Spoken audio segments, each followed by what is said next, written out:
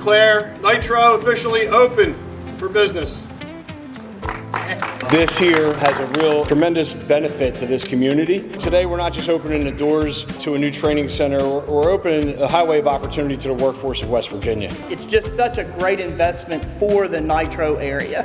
You're building our infrastructure, you're building our roads, you're building our schools. We're very thankful for that. This has been a project that's been about 5 years in the making. We outgrew our training center years ago. To get everybody in one location, it's really nice. We have just under 4 acres here.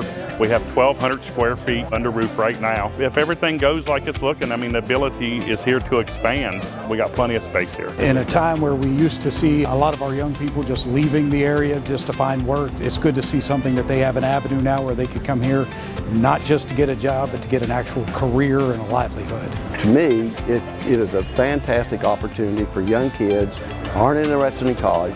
Opens up a lot of new doors to them, gives them a lot of new opportunity, and to me, that is just a perfect fit for Nitro. This facility here is a perfect fit for us. It's a breath of fresh air. We went from scheduling classes even at our council building to asking apprentices to park down the block to now we've got our own parking lot, 3 classrooms, not asking anyone to go park somewhere else, you know, so it's a win all the way around.